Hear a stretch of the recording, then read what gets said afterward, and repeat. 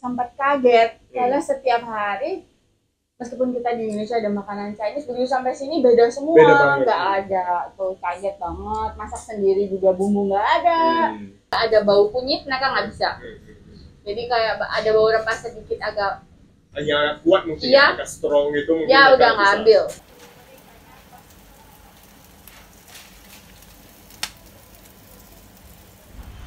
Ya guys, welcome back to my channel. Kembali lagi bersama aku Rudy dari Beijing, Tiongkok. Hari ini aku mau bikin vlog dengan orang Indonesia yang membuka usaha kuliner di Beijing, kuliner khas Indonesia. Jadi kita sekarang udah di dapur beliau ya. Jadi nanti kita ngobrol-ngobrol dengan beliau tentang usaha kuliner Indonesia di Beijing. Halo Kak, lagi sibuk Kak? Ya sibuk, cuci-cuci. Ada ibu kali. Tapi do we have this head anymore?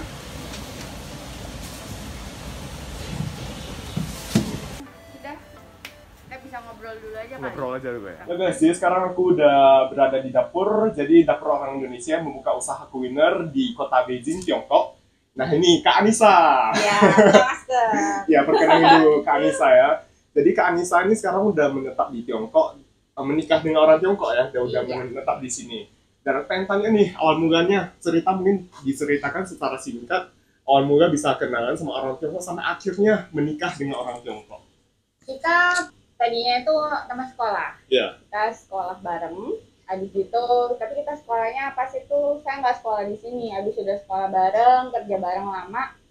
Kita udah lama di Singapura sih. Terus iya, baru terus sudah sekitar setelah 8 tahun pacaran. 8 tahun pacaran? Iya. Di Singapura? Iya. Oke. Setelah 8 tahun kita baru decide kalau mau nikah. Karena juga kan kita beda negara, terus kita di negara orang lain, ya kan? Jadi terus kita udah kerja bareng, udah pokoknya kita terus pikir oke, karena dia anak satu-satunya kan di sini, jadi dia bilang kita pulang ke sini aja gitu. Dan lagi juga mungkin untuk lebih gampangnya juga kali ya, karena jauh juga, kalau untung juga ya kalau kayak COVID gini kan nggak bisa balik ya. Ya. Jadi awal mulanya itu ketemuan di Singapura, sekolah bareng, kerja bareng, sampai akhirnya menikah dan kembali ke Tiongkok gitu ya. Iya. Oke, jadi ceritanya sebelum kita kesini udah punya goal. Kita udah punya goal. Kita berdua udah sering dibilang gitu, kita mau buka usaha makanan. Kenapa milihnya makanan Indonesia? Karena saya orang Indonesia. Terus sewaktu saya kesini, kan ibu saya di Indonesia sudah sering usaha catering Indonesia, makanan Indonesia. Sewaktu saya kesini, saya nggak bisa dapat makanan Indonesia sama sekali. Iya benar. Susah. Mau masak sendiri juga nggak ada bawang. Waktu itu karena 12 tahun yang lalu kayaknya. Sekarang mungkin gampang ya, kalau ke supermarket agak beda. Dulu tuh kayak nggak ada bawang, cabenya gede banget, segede tangan. Bener. Kaget ya. Bawang merah itu susah banget carinya. Kita mau cari Chinese food juga, ternyata Chinese food di Beijing itu beda sama di Indonesia. Iya beda banget, apalagi utara Tiongkok ya, sama selatan Tiongkok tuh beda semuanya banget. Semuanya kecap asin. Iya, nggak ada kecap manis. Nggak ada. Terus jahe, udah gitu aja. Udah gitu masakannya semua juga hitam aja. Iya kayak apa namanya, pungsau semuanya ya. Jadi sempat kaget karena setiap hari meskipun kita di Indonesia ada makanan Chinese, begitu sampai sini beda semua, nggak ada tuh, kaget banget. Masak sendiri juga bumbu nggak ada. Kayak misalnya bumbu seperti apa namanya tuh, kayak lengkuas, serai itu susah banget ya awalnya dulu. Awalnya nggak ada itu kayaknya dulu. Sekarang aja masih 2 kuai 1 batang. Iya mahal. Kecuali beli di secara online sih. Kalau online mungkin agak lumayan, tapi itu juga online dulu nggak ada. Nggak ada juga ya. Iya. Itu sudah aku cari. Suruh suami saya cari, suruh siapa cari. Mungkin juga kalau restoran ada, mungkin mereka tuh masukin sendiri, mungkin dari mana saya nggak tahu ya. Itu juga nggak mungkin. Terus baru-baru mungkin sekitar 5 tahun ini lebih gampang. Iya, berarti di Beijing tuh udah 12 tahun ya? 12 tahun berarti. 2011 sampai sekarang 11 tahun berarti. 11 ya? Oh salah hitung, sorry. Oke, 11 tahun. Nah, ini buka restorannya dari tahun berapa? 2014. 2014 sampai sekarang sudah 8 tahun ya? Iya. Dulu aku pernah juga sih ke rumah makannya, gede yang lama di restorannya di daerah Utauko sana. Iya, benar. Okay. Semoga bisa buka lagi ya. Iya, sekarang jadi sekarang belum ada toko fisiknya berarti sekarang ya. Iya. Jadi sekarang kita di online. dapur gitu, dapur umum, iya. jadi dijual secara online makanannya. Gitu. Iya. Untuk sementara. Ini. Nggak semua. Apakah karena makanan cita rasanya nggak sesuai, kemudian rasanya disesuaikan dengan lidah orang sini seperti itu. Kira-kira seperti itu. Nah, itu dia. Aku sama suami aku dulu pernah debat tentang ini, tapi menurut kita konklusi kita, karena dia juga terbiasa sama makanan Southeast Asia, dia terbiasa sama makanan Indo lah ya. Terus jadi menurut dia, kalau orang sini tuh mereka nggak suka makan manis, ya kan? Sambal kita juga kadang itu lebih manis dari sambal sini lah ya, kalau pernah makan. Ya, kalau misalnya makan Indonesia kadang ada sedikit cita rasa manis ya, kita suka mungkin taruh sedikit gula atau kecap manis, biar rasa umaminya lebih keluar gitu ya. Iya, kan orang Indo bilang gitu. Tapi di sini, cuman kita berdua mikir sih, kalau misalnya kita buka makanan Indonesia, tapi bukan cita rasa Indonesia, nggak ada guna kayaknya gitu. Jadi mungkin memang ya makanan Indonesia masih agak nggak semaju negara lain yang Southeast Asia seperti Thailand dan Vietnam belum. Tapi semoga bisa lah ya kalau lewat kita. Tapi so far mereka oke gitu. Udah mulai banyak orang yang mulai nerima makanan Indonesia untuk sekarang.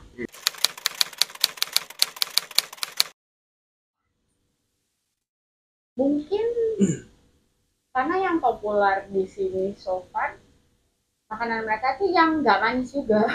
Kalau sebenarnya kita juga ada banyak customer Thailand, Vietnam yang makan makanan Indonesia. Mereka cocok. Dan sepertinya mereka cocok yang namanya asam manis, pedas pedas itu orang sini udah nggak bisa. Begitu udah pedas sudah menjauh lari semua. Terus jadi mungkin kayak sup begitu ya, orang sini senang.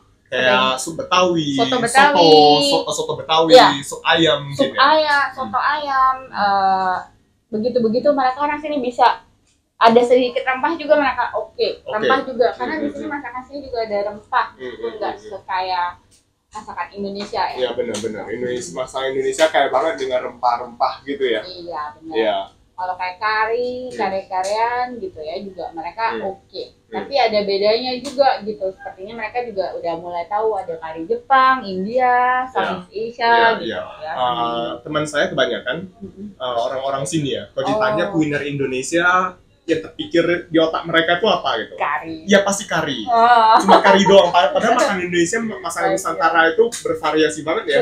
Ya jadi setiap daerah itu berbeda-beda. Jadi sayang sekali kalau misalnya mereka ketahui mungkin cuma kari. Mungkin bagi mereka itu satu Southeast Asia mungkin semua sama semua makanannya. Iya, kita pelan-pelan harus kasih tahu ke mereka juga sih sebenarnya nggak cuma kari. Sebenarnya waktu dulu kalau di toko situ ikan bakar, sate, ayam bakar. Ini bakar-bakaran mungkin karena Bali terkenal dengan travelnya dan mereka banyak barbecue bakar-bakaran, jadi mereka nyari sebenarnya. Ada satu lagi yang selalu mereka cari, yang kayaknya kalau kita di sini ke hotel bintang 5 gitu ya, biasa pasti tulis ini coban. Nasi goreng Indonesia. Tapi sama mau buat untuk setiap itu karena itu beneran nasi goreng kita bukan kayak bukan kayak cuman kasih saus habis gitu dioseng diaduk jadi satu kayak orang sini. Kita harus masak itu nasi sampai nasinya bisa dansa di atas di atas kualinya gitu kan. Jadi itu lama. Memang beda banget sih. Jadi aku kalau misalnya makan di restoran, Chinese restoran di sini banyak sekali itu ini caufan gitu. Iya, tapi terus minyaknya semua keluar. Iya, kecapnya itu juga nggak ada kecap manis. Iya, gitu. benar. Jadi mereka nanya kok kalian nggak keluarin ini caufan? Karena mungkin di pikiran mereka itu kan cuma kayak cangyo ditaruh udah selesai kan, tapi nggak begitu. Sebenarnya ada bumbunya lagi, sama masak nasinya lagi beda. Jadi terus makanya itu banyak diminta orang. Mereka taunya ini caufan. Rendang itu pasti juga. Rendang pasti itu terkenal banget sih. Kalau misalnya bagi orang Tiongkok yang pernah jalan-jalan ke Indonesia pasti tahu rendang. Iya pasti. Rendang mereka ada minta, tapi nggak semua orang bisa terima rendang karena rempahnya. Ya, dan mereka ada bilang sih, ini ada kayak ada bau bau kokonatnya, ada yang suka banget, ada yang bilang ini bukannya kari juga ya, tapi sebenarnya mungkin ya dibilang nggak ada karinya sih ya. Cuman menurut mereka semua itu ya kari. Ya semuanya mungkin bumbunya bagi mereka itu semua kari gitu ya. Karena kan memang ya. Terus ini kan banyak lagi menu-menu lainnya. Aku lihat, aku pernah pesan juga nih nasi Padang. Ini ngobatin kangen banget sih kemarin pesan nasi Padang di sini ya. Kalau nasi Padang orang sini bisa terima nggak sih dengan bumbu yang rempah, mungkin ada gulai nangkanya, terus ada gulai singkongnya, mereka bisa terima nggak? Bisa juga ya. Sebagian orang mungkin. Karena menurut mereka kari. Jadi kuahnya yang kuning-kuning itu kari. Semua kari. Ya, gula itu buat mereka kari. Tadi kata Anissa juga kalau misalnya makanan di sini ya, misalnya makanan orang sini mungkin nggak bisa terlalu makan pedas. Mungkin kalau anak muda juga bisa. Bisa ya? Kalau yang kari sama pedas-pedas, ya. Yang agak mungkin generasi papa mama kita, mereka nggak bisa terima. Ya benar. Soal teman-teman saya sendiri orang sini, orang Tiongkok sini, mereka banyak banget sih yang doyan makan pedas sebenarnya. Seperti masakan di Tiongkok sini ada pedas juga seperti masakan Hunan. Oh ya, malah. Hunan enggak sih? Ya Hunan kan yang pedas, yang beneran pedas gitu. Sebenarnya pedas juga sebenarnya. Kita ada Vietnam, Belanda. Belanda sih ya pasti familiar dengan masakan Indonesia. Malaysia, Australia, Kanada. Mereka yang familiar, rata-rata sih Thailand suka karena mereka makan pedas. Terus Indonesia pasti ada ya. Terus mungkin Malaysia. Oke. Jadi sebagian besar negara Southeast Asia. Southeast Asia kenal. Terus sama Chinese, kalau orang China untuk sementara kita untuk ke anak muda. Ke anak muda, segmennya ke anak muda. Gitu. Iya, karena kalau misalnya masih ke orang tua sini masih kurang itu. Ya. Emang. Jadi anak muda zaman sekarang Tiongkok khususnya mereka udah sering traveling keluar gitu, jadi mereka bisa lebih gampang menerima. Mereka juga kan sekarang nggak terlalu bisa keluar negeri dan gitu-gitu, jadi mereka pengen tahu gitu kan. Kadang kadang mereka semua juga ada yang pernah di sana magang atau kerja atau sekolah. Begitu balik ke sini mungkin kangen dengan makanan Indonesia. Iya, terus mereka ada saya pernah beberapa kali ke selatan dari Tiongkok ya, seperti di Guangzhou. Sana itu lumayan banyak sih restoran Indonesia sebenarnya. Ya. Tapi di Beijing sih mungkin utara, mungkin letak geografisnya agak jauh, mungkin dari Indonesia atau gimana orang sini mungkin atau menurut Anissa orang utara nggak terbiasa dengan, kalau dilihat Chinese foodnya orang selatan tuh lebih mirip ke kita. Ya. Di sini orangnya mereka kurang bisa terima masakan Indonesia, mungkin ya saya juga kalau menurut teman-teman suami saya bisa, tapi seperti mertua saya nggak bisa juga. Tapi mertua saya sekarang sudah bisa masak makanan Indonesia, tapi sampai sekarang belum begitu suka makan juga tapi. Iya, karena ini kan karena mereka udah habis sakit ya, jadi udah nggak bantuin. Tapi 4 tahun sebelum tahun-tahun kemarin, ini udah 2 tahunan dia nggak bantu. Mereka bantu, jadi dia tahu gitu masakan kita. Dia bisa tapi nggak bisa makan kecuali kayak ayam goreng, kayak apa ya? Yang kari-kari gitu masih bisa, tapi juga ada bau kunyit mereka nggak bisa. Jadi kayak ada bau rempah sedikit agak kuat mungkin agak strong gitu mungkin ya udah ngambil. Tapi kalau misalnya kayak ayam goreng kremes, ayam geprek yang yang anak-anak gitu juga ya, itu mereka bisa. Ya itu yang aneh juga. Jadi kalau untuk orang tua biasa masih kurang. Jadi ini sekarang nggak ada tokonya ya sekarang ya? Iya. Jadi rencana kedepannya seperti apa misalnya? Semoga ada tahun depan mungkin? Iya, semoga tahun depan kita juga mau lihat karena ini COVID. Di sini tuh tahun ini aja 3 bulan tutup kan? Karena sering buka tutup, terus kita tetap harus bayar rental untuk orang tempat duduk makan ya. Tapi kosong, nggak bisa didudukin, itu berat juga sih, karena kita kan bumbu kita dari cara pengolahan. Kalau di Indo misalnya bawang goreng udah dikupas banyak atau udah di blending banyak, kunyit udah nggak usah kupas sendiri. Ini kan semua manpower. Kedua, pertama terus habis itu udah manpowernya susah sekarang karena untuk di sini orang-orang sini kalau misalnya kerja juga harus diliatin. Nah, mereka nggak biasa sama masakan kita gitu. Terus tempat tinggal untuk mereka juga susah. Terus jadi istilahnya modal yang dikeluarkan banyak sekali sebenarnya. Iya, sebenarnya kapitalnya tuh agak terlalu banyak. Belum lagi kan untuk bumbu sampai ke utara dari selatan karena Beijing nggak ada. Kirimnya semuanya lagi. Itu sudah bisa 2 kali dari yang di selatan. Makanya kenapa Guangzhou mungkin lebih banyak ya. Bumbunya juga udah langsung sampai di port dari mungkin ya dari bagian Guangxi-nya itu sudah ada sendiri kan. Seperti sapi di daerah sana, bawang daerah sana. Kalaupun kita ambil dari situ, kita nggak bisa ambil sedikit. Kayak besok kita ke pasar lagi beli ya. Ambilnya harus banyak gitu. Saya penuh di sini. Wow. Sampean. Jadi stok sama sih. Kadang aku di rumah suka masak juga soalnya. Iya. Jadi aku lihat. Kalau beli serai, beli cabai besar gitu, aku belinya langsung ya udah 1 kotak gitu. Iya. Terus harus disimpan. Ini kan juga kapital listrik karena listrik toko. Iya benar. Itu dibanding listrik rumah. Kalau di sini misalnya di rumah itu kamu misalnya bayar 50 sen, di sini itu 3 kali lipatnya. 1,5 apa gimana gitu. Jadi uang listrik yang untuk bisnis gitu lebih mahal ya dari rumah gitu. Belum teksnya.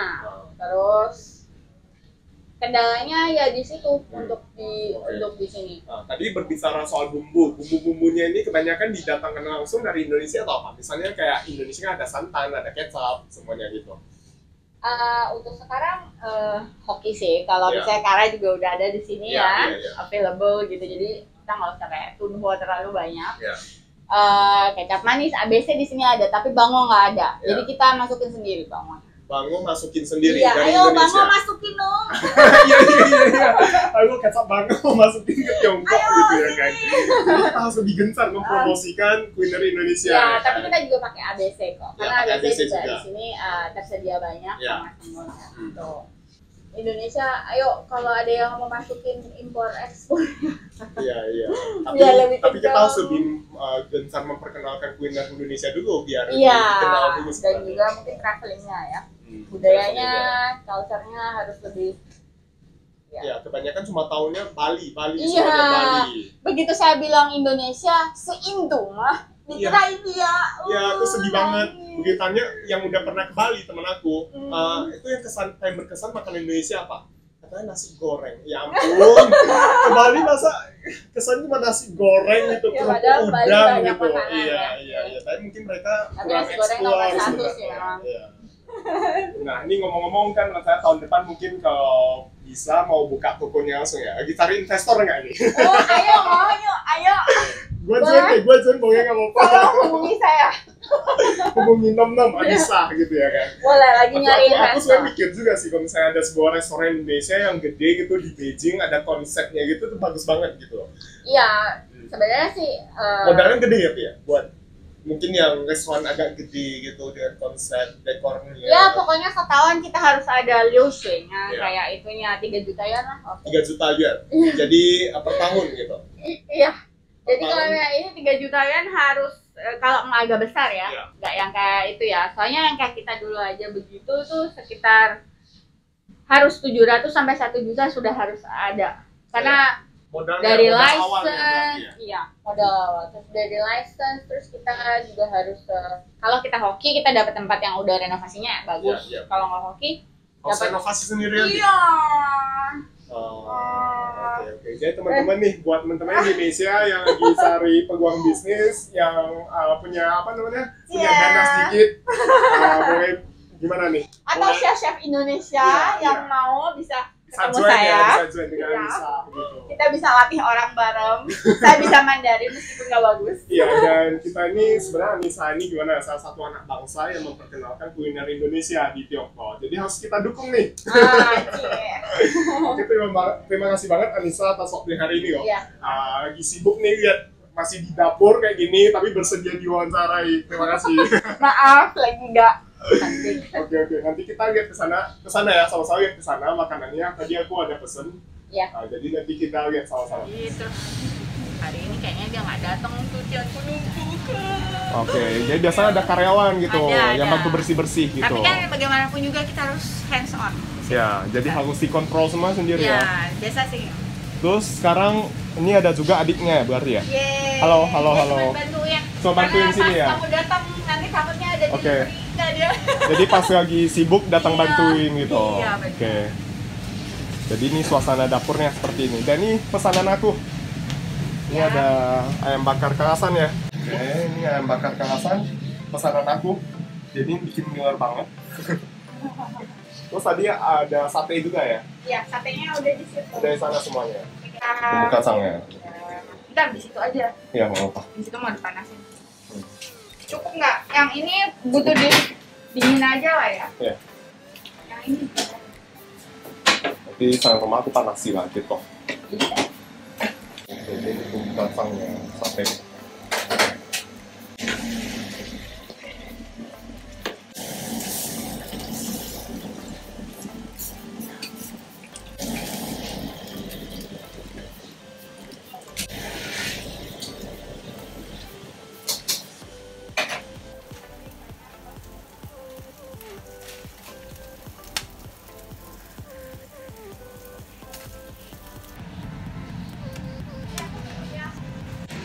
Ya, jadi buat teman-teman Indonesia atau mahasiswa Indonesia yang nanti mau datang ke Tiongkok, mau cari makan Indonesia di Beijing, Dari lebih dulu, terus ya minta nomor.